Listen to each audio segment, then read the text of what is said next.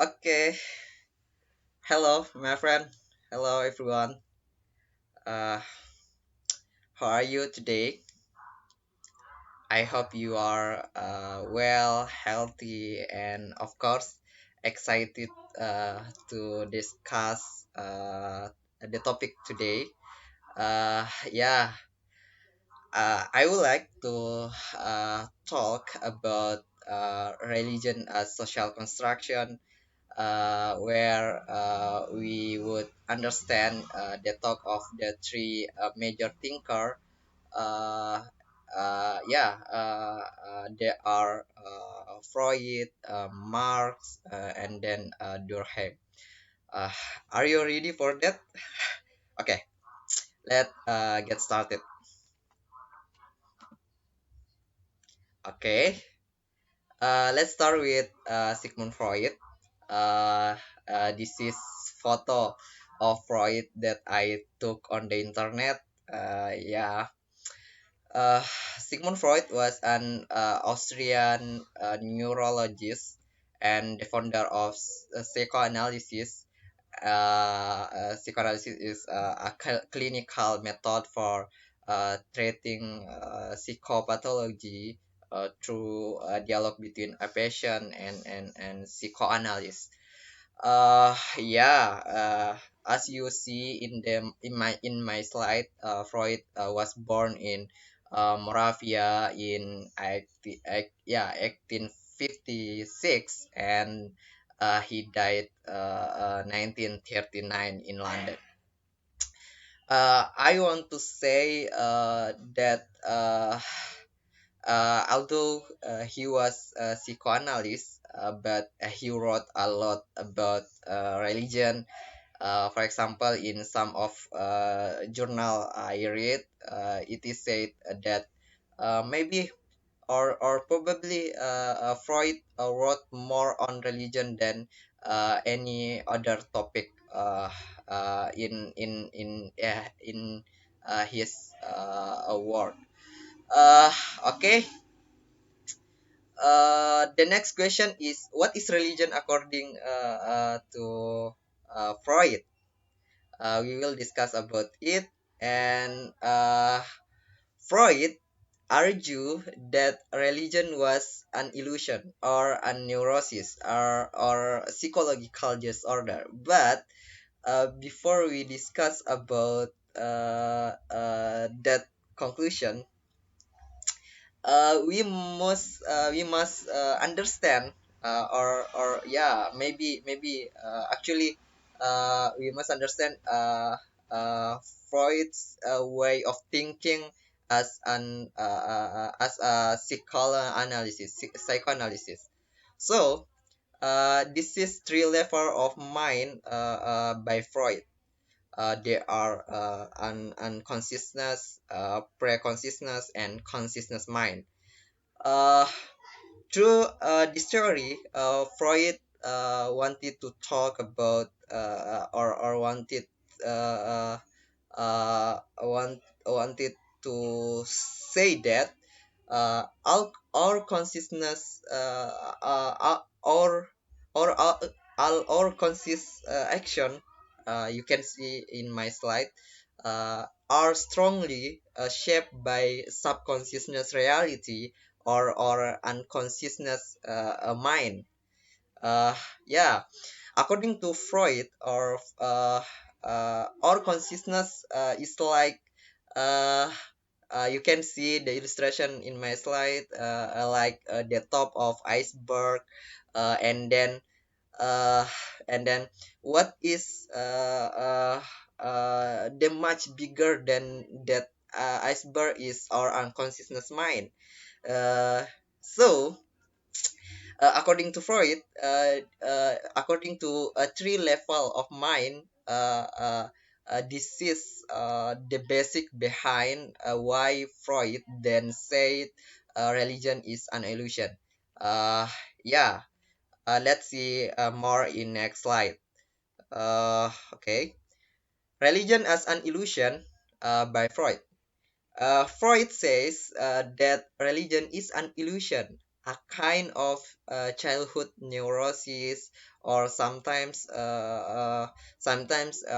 Freud also mentioned that a religion is a projection, or an expression of uh, our inability to handle maturely the basic problems in our life.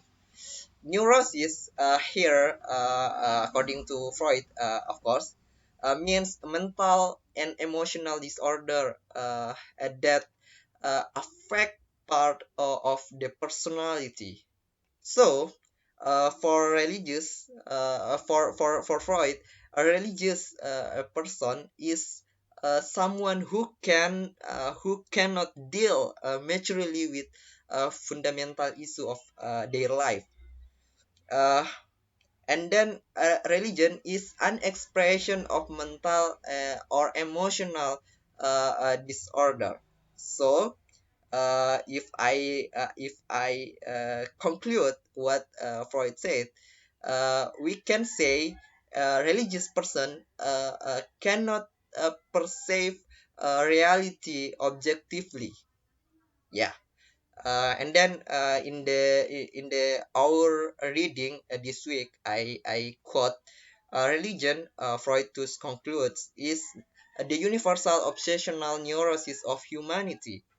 It is a pale lies not in its rationality, but in the non-rational, purely emotional attachment to an illusion.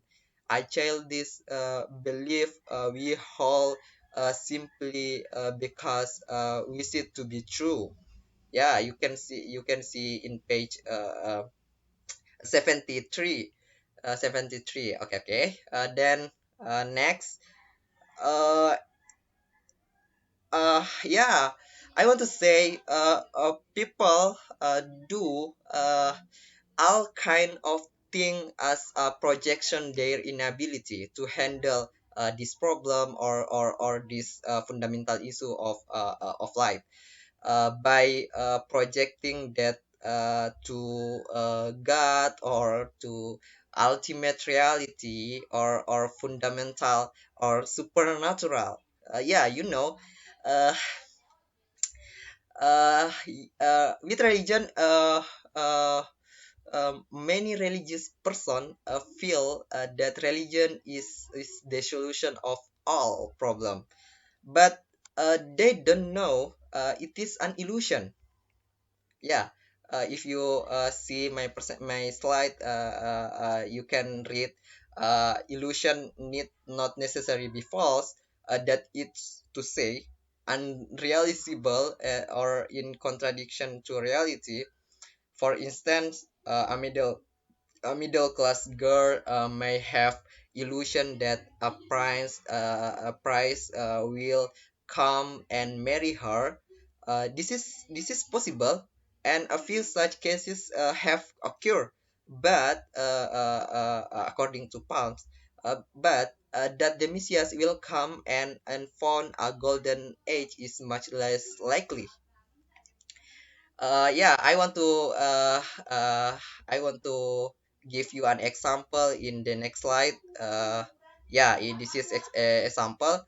Uh, yeah, a religious person, for example, feel guilty similarly to a neurotic person, who feels they need to lock and unlock their door every 5 minutes or 5 times, until he is sure the door is locked. Yeah. Or in example, in our context, in our time, corona time or pandemic time, uh, normal people maybe only need to wash their hands when they get out from their house, or after touching something they don't know. But people with neurosis, if I use a Freud theory, People with neurosis always want to wash their hand every 5 minutes or every 10 minutes or again and yeah, again. It is because they don't have a feel uh, secure. It is because they feel insecure.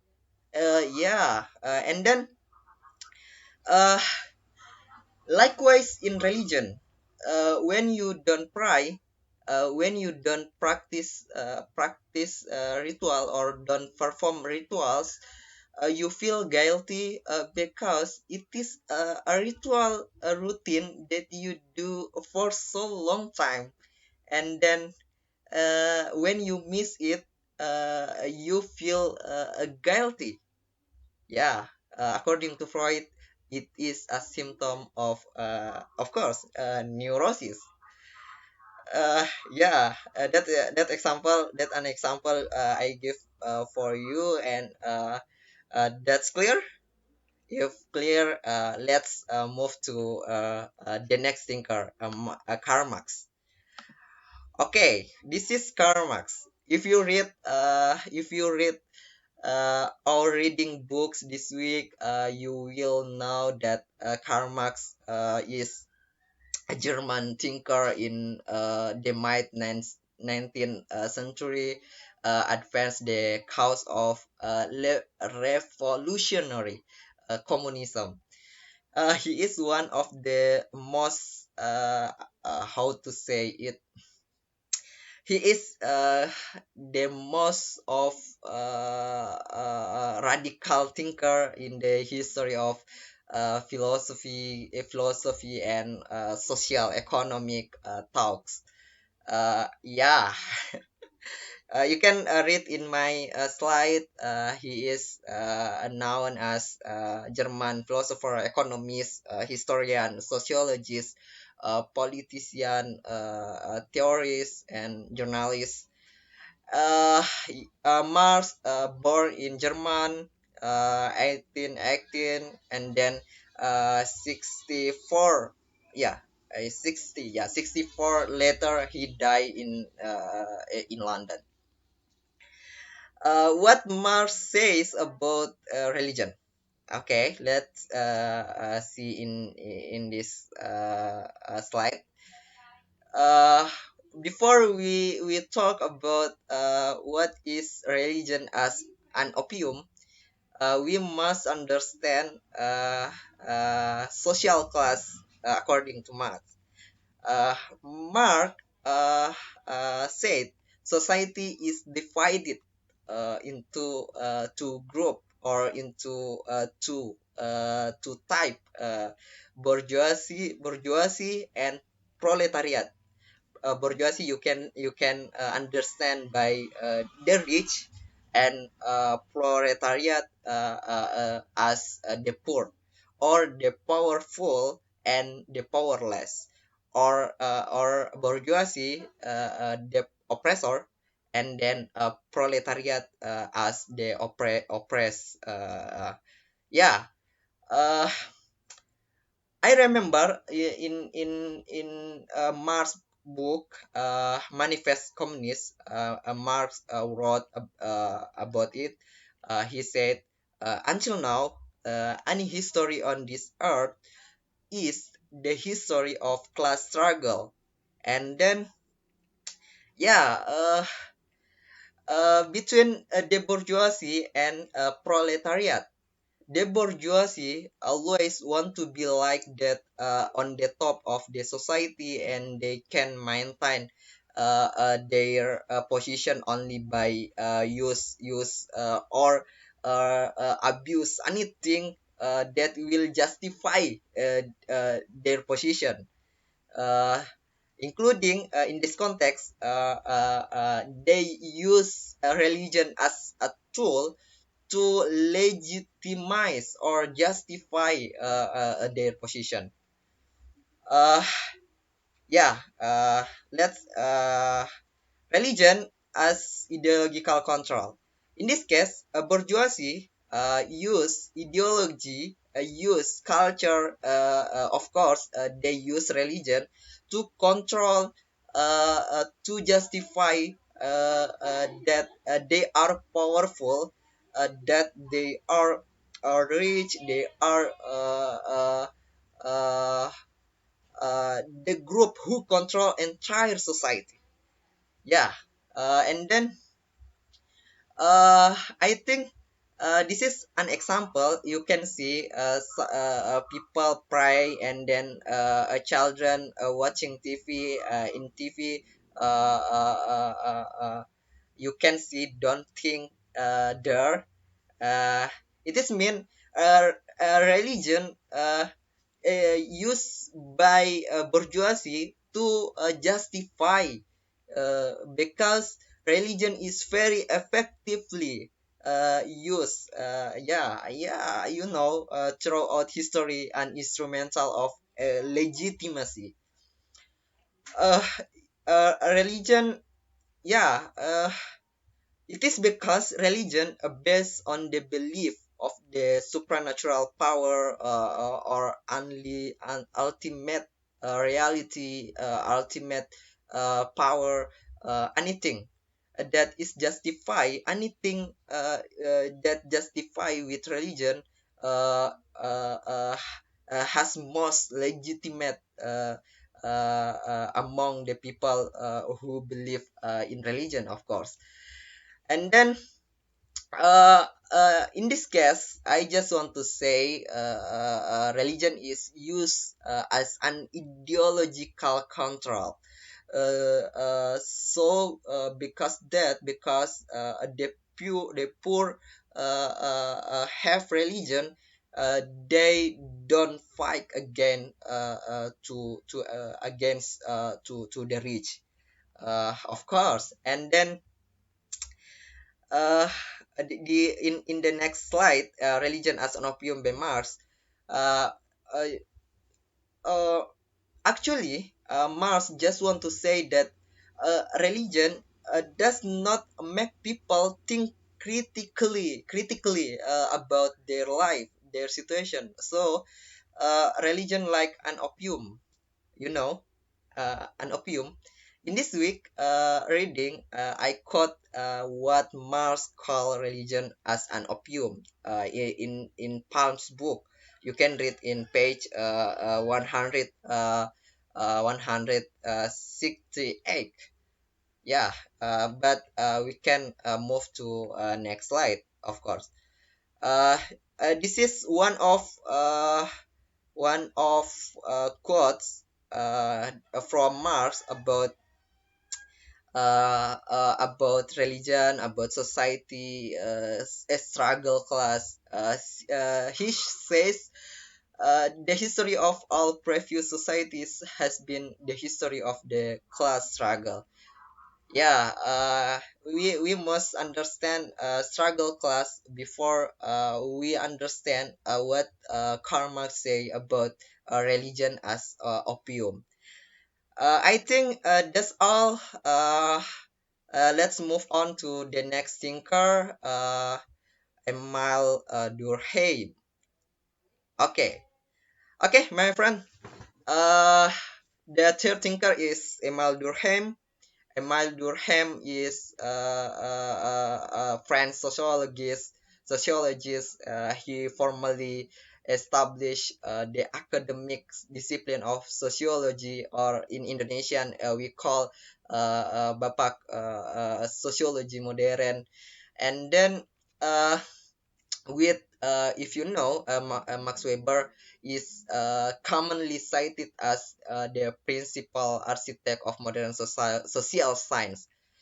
And then he was born in France, 1858, and died in the same country, France, in at 1917. And then Durkheim said is society is sacred. But we will see this we will see it after this or two keyword. Yeah, these are two keywords that must be understood to understand what Durkheim said about religion. According to Durkheim, you can see all societies and, of course, religions categorize things as either sacred or holy and profane or everyday. Sacred refer to things and ideas that are holy. They are apart and given a special meaning that transcendent immediate existence. Yeah, sacred is if I interpret or after I read, sacred is anything that beyond everyday life, usually in the form of representation separate from society. For example, how to, for example, a spiritual place such as church or mosque or anything or any place that is considered by holy. And then profane concern the non-sacred aspect of life, things that are commonplace.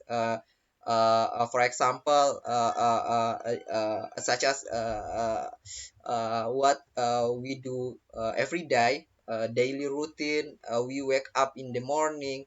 We watching our face or go to school, go to college, or have breakfast, and many other, etc. Uh, in our reading this week, I quote, religion is the system of belief and practice related to sacred thing, the vital issue of the community. And then uh, Durkheim, in my slide, society as the sacred, Durkheim define, you can see, you can read, yeah, what uh, what Durkheim said about society as the sacred, or how Durkheim define a religion. Durkheim define a religion is a unified system beliefs and practice relative to sacred thing. Yeah, things set apart and forbidden, belief and practice which unity in one single moral community called church, all those who adhere to them. And then a religion is, according to Durkheim, religion is an expression of and a way of creating social order. And then he arrived to the conclusion, good is society. uh, if I interpret what Durkheim said about good is society, uh, is that uh, Durkheim just want to try to say that if society never gave birth to all, or form all of it, of course, of included religion, it will not be exist. It would not exist. Now, this is my point in this slide. What Durkheim is trying to say with God is society is that if society never gave birth in never gave birth to and form uh, a religion or anything, it would not exist. Okay, and then uh, Durham do two things for make sure his talk. Uh, he established the fact that religion was not divinely or supernaturally inspired. No, religion was not divinely or supernatural inspired. And the second Freud Durkheim do is in fact he said religion a product of society. Yeah, Durkheim, you can read in my slide. Uh, uh, he, he said, if religion has given birth to all that is essential society, because the idea society is soul of religion. Yeah, and the conclusion is society is sacred. Yeah, that's all, and thank you very much. I think now I talk more. I talk a lot, and let discuss more in the class. Stay healthy and see you again.